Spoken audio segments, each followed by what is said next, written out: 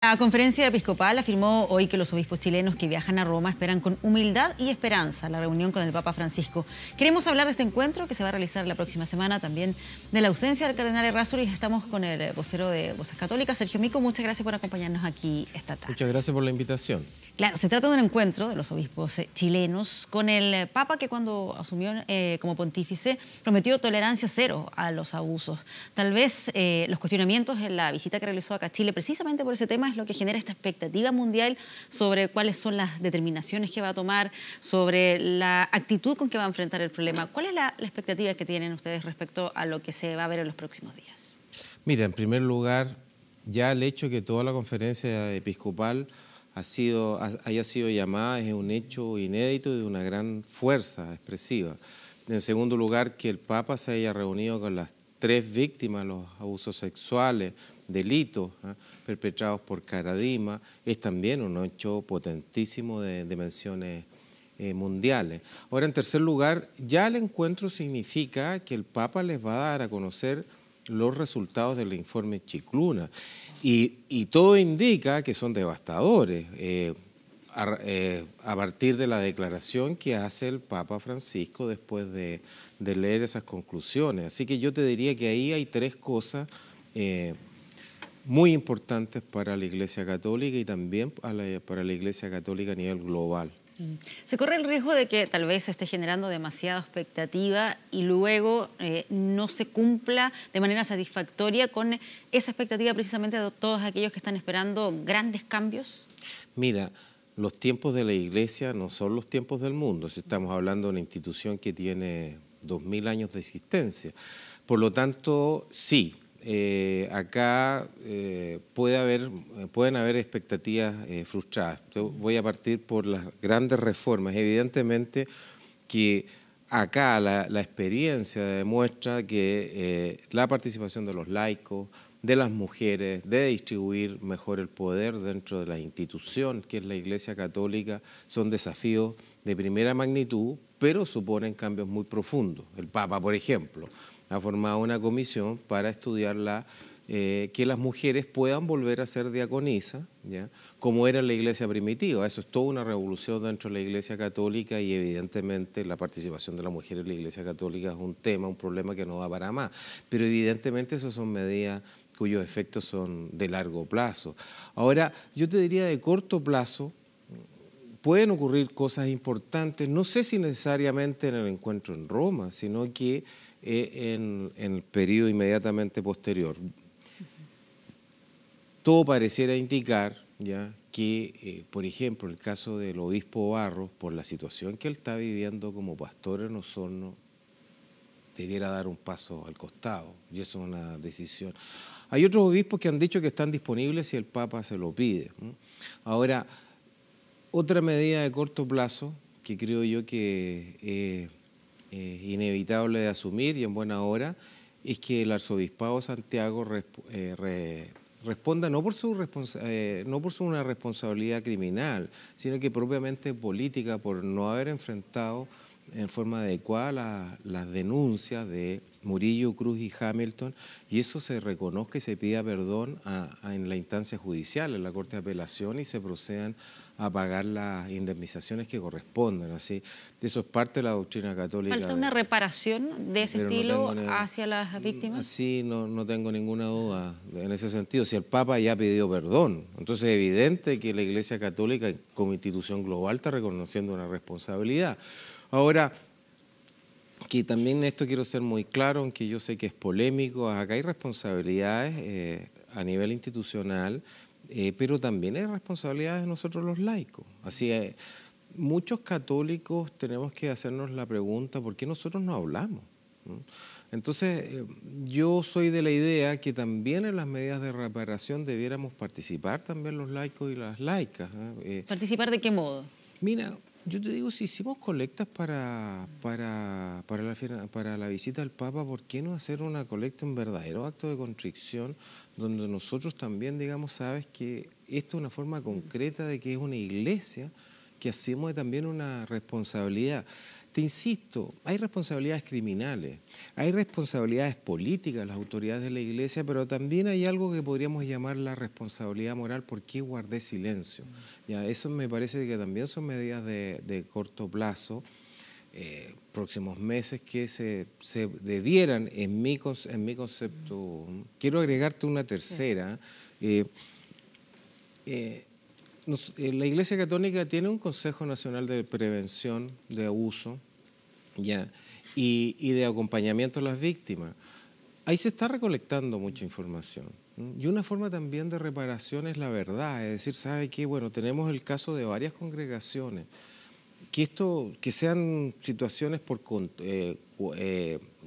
goteo, no, que se habla de una instancia donde se puede decir, ¿sabe qué? Esta es la verdad. Una suerte de comisión, claro, donde se vaya recogiendo todos los antecedentes y vayan quedando abusos registrados. a derechos humanos por instituciones, eso es una forma también muy importante. Espacios de memoria. Yo también soy de la idea, digamos, que nosotros debiéramos decir, ¿sabe qué? Por ejemplo, acá está la Iglesia del Bosque. Acá en la Iglesia del Bosque se podría decir, miren, acá está toda la exposición de las grandes cosas que ha hecho la Iglesia Católica por Chile, pero también este lado oscuro, pecador, incluso de comisión de delitos. Entonces, se pueden tomar medidas, y otras que ya, te insisto, se están tomando, pero sus efectos son de mediano o largo plazo. Está la guía para enfrentar las acusaciones por abuso sexual en contra de menores. Hay comisiones que se han creado. Cambios en los currículums de formación de los sacerdotes, método de selección de los sacerdotes, esas medidas se están tomando, pero los efectos no se ven. Además, como se señala un dicho, cuando se cae un árbol es estruendoso, pero el crecimiento del bosque nadie lo escucha. Entonces también se están produciendo cambios dentro de la Iglesia Católica, pero, te insisto, son de mediano a largo plazo. ¿Por qué crees que ese tipo de medidas más concretas, de reparación directa a las víctimas, no se ha registrado todavía acá en nuestro país? A lo mejor ha estado en el discurso, pero no así en iniciativas de este estilo. Bueno, yo te insisto, han habido hechos de peticiones de perdón de la Conferencia Episcopal, estas comisiones también. Debo recordarte que hay una serie de sacerdotes que han sido separados, ya producto de las acusaciones y comprobaciones de abusos sexuales. Se han hecho medidas. Pero mira, yo soy profesor de la Universidad de Chile y en este momento tenemos una serie de facultades tomadas, y recién la Universidad de Chile, no por protocolo, sino que ha empezado a tomar conciencia, bueno, ¿por qué si esta acusación se produjo hace un año atrás, 10 meses atrás no reaccionamos a tiempo? Entonces también claramente acá hay un problema se produjo, y en buena hora, un cambio cultural, y las instituciones han sido bien retardatarias también. Bueno, no quiero seguir dando a conocer otras instituciones, pero evidentemente que también acá había un retardo extraordinario en la reacción de las instituciones. Mira tú lo que está pasando a nivel global. Así, era un secreto a voces lo que pasaba en Hollywood, por ejemplo. Pero uno pensaría que lo que pasa al interior de la Iglesia Católica es distinto grave. a lo que pasa en una industria de actores. No, sin duda alguna, sin duda alguna. Pero también hay otras instituciones extraordinariamente respetables, te insisto, esto es un fenómeno a nivel global que te demuestra que la sociedad está recibiendo un remesón muy fuerte y que las instituciones han sido extraordinariamente lentas para reaccionar. Y eso ocurre en todo órdenes de cosas. Pero, partidos políticos y políticas, sindicatos y cambios en el mundo laboral. En la Iglesia Católica haya también que abordar ciertos temas que son propios de esa institución, como por ejemplo el celibato. Bueno, ese es un debate abierto. A ver, el celibato no es un dogma de fe. El celibato tiene 500 años en la Iglesia Católica, en la Iglesia Cristiana Protestante no existe. Ahí también, bueno, el alegato es el siguiente. Una persona célibe tiene un nivel de libertad para entregarse a los demás que no tiene una persona casada, por definición. Cuando uno tiene hijos tiene que pagar la matrícula, la hipoteca de la casa y asumir otras responsabilidades. Pero eso no debiera ser a lo mejor algo voluntario más que una imposición. Bueno, es que eso puede, así no es una imposición. Tú voluntariamente, si quieres ser sacerdote en la Iglesia Católica o mujer cosas graves, elige ya entrar o no, y bueno, las normas son estos. Pero para existe la posibilidad de ser sacerdote y no necesariamente tener que cumplir con el celibato. Lo digo también por las bajas en las vocaciones sacerdotales que se han ido registrando en el último Sí, pero es un tiempo. problema bien profundo, Patricia, porque si tú ves en Europa también con el mundo protestante, a pesar de que ellos se pueden casar, hay una caída muy grande. Ahora, nuevamente, eso te demuestra que cambios culturales muy profundos. Hoy día la Iglesia Católica, en los hechos, lo que está ocurriendo ante la crisis de las vocaciones sacerdotales, es que cada vez están adquiriendo más importancia los diáconos, que son hombres casados, ¿ya? Que están asumiendo funciones, y eso todos los católicos que vamos a misa lo podemos ver cada vez más. Yo digo, también las mujeres, ¿eh? Así, si hay 400, 500 mil sacerdotes en el mundo, el doble son mujeres consagradas, ¿eh? Las que antes llamábamos monjitas, cosa que ya es inaceptable tratarlas de esa manera, y están asumiendo más roles. Entonces también el Espíritu Santo sopla por donde quiere y se están produciendo cambios importantes dentro de la Iglesia. Pero te insisto, son de mediano y largo plazo, y en eso Claro. no hay que desesperar. Ahora, además de esa discusión más de fondo, más profunda, más de largo plazo, tal vez, ¿qué es lo que esperarían que ocurra en este encuentro con los obispos y el Papa Francisco en el Vaticano? ¿Es probable que tal vez a algunos de ellos se les pida directamente que renuncien? Mira, yo tengo la impresión de que no. Yo creo que más bien lo que sí podría ocurrir es que algunos obispos presenten su renuncia, pero yo creo que, no sé, sería un hecho bastante fuerte que en medio de una reunión así se produciera ese tipo de cambio. Ahora, los próximos meses sí esos cambios sí van a empezar a ocurrir, pero O sea, mira, ¿crees que esto no ya sería ser en esta profecía, yo reunión? no Sí, sé. por eso lo pregunto, de acuerdo a la experiencia y a la cercanía que tienes con el tema, que tal vez eso no ocurriría en esta reunión puntualmente, pero sí más hacia Así. adelante, a largo plazo, se deberían producir esos cambios. Así, hay varios obispos cuyos por edad ya han presentado su renuncia, por ejemplo. Otras cosas de las que se están debatiendo, por ejemplo, lo que ocurrió, el Papa ha dicho, fui mal informado. Evidentemente también el nombramiento de los obispos no está escrito en ninguna parte del Evangelio. Entonces, ya, hay universidades católicas que forman un comité de búsqueda, todos los conocen. Y esas personas se entrevistan con todos los académicos, escuchan opiniones del personal administrativo, entiendo, de estudiantes, y se elabora una terna y se la entrega a una autoridad, ¿ya? Y entonces, se pueden hacer procedimientos mucho más transparentes para también el nombramiento de obispo. Ahora, yo en esto estoy hablando a título personal, Sí. no a nombre de, estrictamente como vocero de Voces Católicas. Esto quiero ser No como súper vocero claro. del Pero esto lo hemos Vaticano, ni conversado, del pero Papa. claro, Sergio, y menos como claro, vocero del Vaticano. pero ¿ya? dentro de los escenarios Pero que se son pueden cambios dar. así no, yo te digo que se van a producir. El tema es en cuánto tiempo. Y ahí yo pediría entender, comprender, un poquito de paciencia. Sé que es difícil pedirlo, pero como te decía, los tiempos de la Iglesia no son los tiempos del mundo. Ahora, con el obispo Barros puntualmente, figura cuestionada en Osorno, sí se nota que hay un cierto cambio en las opiniones hacia él. Sin ir más lejos, el propio Ricardo Bezzati lo mencionó, que él consideraba que debería haber dado un paso al costado, es decir, todo el revuelo por la visita del Papa Francisco, sus comentarios, la investigación de Monseñor Chicluna, ¿está ya generando un efecto en lo del obispo Barros o todavía falta un poco más? Así, evidentemente el Papa recibió, ya todos lo sabemos, información que decían Barros completamente inocente. Otras decían el obispo Barros no puede asumir en Osorno. El Papa tomó una decisión sobre las bases de esa información y dio crédito a una versión, pero y eso se expresó en sus declaraciones en Iquique, pero evidentemente él ya con la nueva información ha manifestado perdón, ha asumido un error, y por otra parte la presión del mundo laico, de la Iglesia en Osorno, no ha dejado de crecer. Entonces, por el bien de la Iglesia, creo que el obispo Barros va a dar un paso al costado. Tal vez esto debiera surgir desde el propio obispo Barros para así evitar este escenario de tensión, que la pregunta esté siempre ahí presente. Ahí hay que tener claro también que el Papa es el obispo de Roma, es decir, es un primus inter pares, ¿eh? No es una autoridad que pueda estar poniendo, en este caso, sacando obispos. Lo ideal sería eso, lo que tú señalas, ¿no?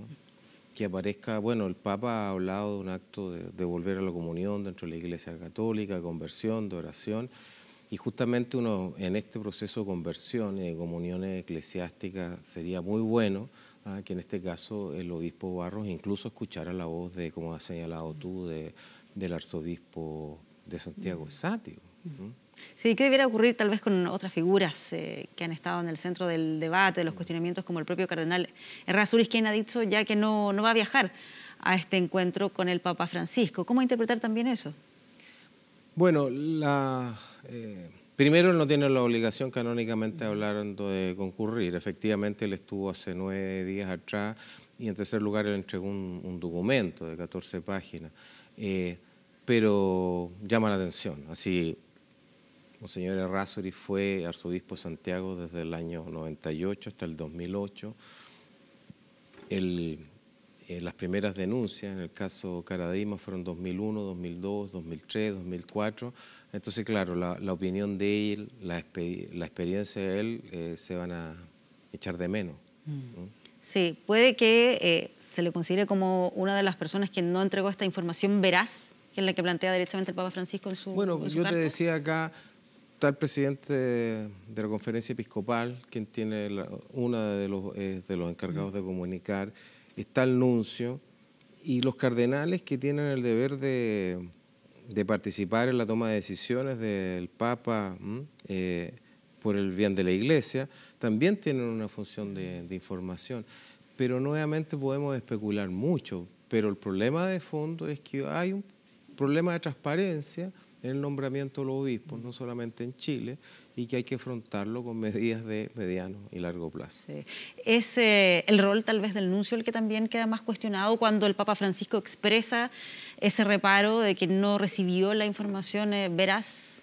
El nuncio es el embajador del Vaticano acá en Chile y evidentemente eso es una responsabilidad de él. Él representa y representar significa que los intereses, las ideas del Papa se tienen que haber traído a Chile y viceversa. Y ahí hubo un puente que falló, evidentemente. O sea, los cambios podrían a lo mejor partir por ahí. Ahí, si tú me estás preguntando por cambio de personas, yo no lo sé, ¿ya? Pero sí, te insisto, hay toda una institucionalidad que se tiene que reformar, ¿no? Sí. Ahora, ¿qué tan inédito es esto que estamos viendo? El hecho de que el Papa Francisco llame a una reunión a todos los obispos de un país para abordar este tipo de temas. Lo digo porque están no solamente desde Chile atentos a lo que va a ocurrir ahí, sino que hay una expectativa mundial importante sobre cuál va a ser el camino, la actitud, las decisiones que va a tomar el Papa Francisco. Bueno, todo esto partió en Boston, por un acto valiente de un medio de comunicación social. En ese caso, el Papa Benedicto XVI se reunió con 12 cardenales, si mal no recuerdo, norteamericanos, pero no mandó a llamar a toda la Conferencia Episcopal norteamericana. El otro caso que fue muy grave fue en Irlanda y también hubo llamados, reuniones, llamados a concurrir a Roma, pero nunca de esta magnitud. Yo te diría que evidentemente entonces el hecho, así primero, que el Papa, que una autoridad política mundial, mucha que cuesta pedir perdón, ¿no?, en el seno de nuestras familias, imagínate que una persona que además tiene un rol religioso, ¿ya? Tan importante pida perdón. Entonces eso ya causó una conmoción. El cardenal O'Malley, el encargado del Consejo de Prevención de los Abusos, le dice al Papa, manda, bueno, acá está faltando sensibilidad. Eso es una noticia global. Que el Papa mande una carta a la Conferencia Episcopal y pida perdón fue una noticia global. Que venga un arzobispo, Chicluna, Monseñor Chicluna. Entonces, todos han sido hechos que han marcado mucho una noticia a nivel global. Y me parece eso positivo. Y como has dicho tú, esto también tiene que ser un signo visible de que la Iglesia Católica ha aprendido en lo que respecta a los abusos sexuales, por una parte, y por la otra, tolerancia cero frente a esto. Sí, qué clave termina siendo también el rol de Monseñor Chicluna. Lo digo porque si uno ve en la línea de tiempo, en el caso puntual del obispo Barros, han habido aquí distintas miradas del propio Papa Francisco, y no me refiero solamente a lo que dijo acá en la visita en Iquique, hace un tiempo atrás, en el Vaticano, cuando se acercan y dice que la comunidad Osorno está sufriendo por zurda y por tonta a raíz de lo que pasa con los reparos al obispo Barros. ¿Quién le informó eso al Papa?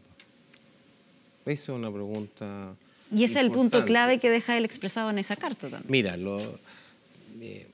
Mira, lo doloroso de esto, que nosotros como chilenos tenemos que preguntarnos por qué fue necesario que pasara tanto tiempo y que viniera el Papa, comprometer a la figura del Papa y que el Papa se vea obligado a nombrar a una persona de fuera para enfrentar algo que nosotros sabíamos que estaba ahí. Eso es extraordinariamente doloroso. Entonces, ese es el hecho global, te diría yo. El padre Gatica predica pero no practica, eso está en la cultura nacional. Así todos sabíamos y sabemos que los sacerdotes pecan, incluso mujeres consagradas cometen delitos, que son seres humanos, pero acá lo que no es tolerable, digamos, es la tardanza en asumir esto, pedir perdón, realizar la reparación. Te quiero contar que en la colonia hubo solamente 2 casos de Chile que fueron a la Inquisición a Lima y fueron 2 casos de abusos sexuales. Sí. Ya, recuerdo uno que era de Concepción.